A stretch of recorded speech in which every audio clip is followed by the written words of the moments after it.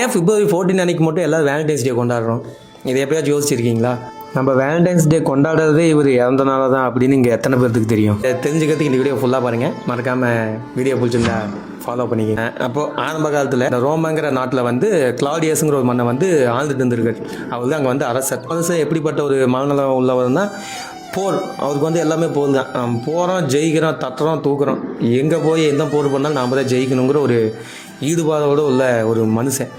அவர் என்ன பண்ணிடுறாரு, இந்த மாதிரி எல்லாம் கல்யாணமானவங்க வரமாட்டுறாங்க, வீட்டில் வந்து பொண்டாட்டி குழந்தை குட்டின்னு அங்கேயே இருந்துடுறாங்க, யாரும் நம்மளோட போர் பண்ண வரமாட்டுறாங்கன்னு சொல்லி யாருமே கல்யாணமே பண்ணிக்கூடாதுன்னு ஒரு அறிவிச்சார். அதுக்கப்புறம் யாருமே நிறைய பேர் வந்து அதுக்கு பயந்தே வந்து எந்த கல்யாணம் பண்ணலை. செயின்ட் வேலண்டைங்கிற ஒரு மனுஷன் அங்கே போய் யாருக்கும் தெரியாமல் அங்கே இருக்கிற ரகசியமாக இன்னும் காதல் பண்ணிட்டுப்பாங்களே அவங்களுக்குலாம் வந்து கல்யாணம் பண்ணி வச்சிடறாரு. நீங்கள் நல்லா இருங்க அப்படின்னு சொல்லி அந்த மாதிரி ஏகப்பட்ட பேர் கல்யாணம் பண்ணி வச்சிடறாரு.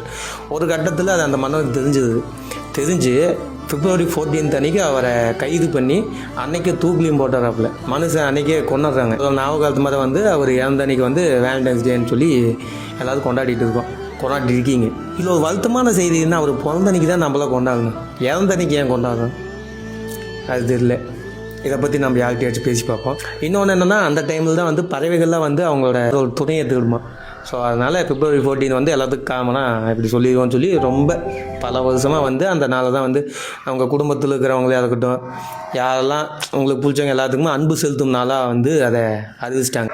இந்த வீடியோ பிடிச்சிருந்தா உங்கள் பொண்ணான கையில் அந்த ஃபாலோவை தட்டிடுங்க. ஓகே, சீக்கிரமாக திரும்பி வரேன். பாய்.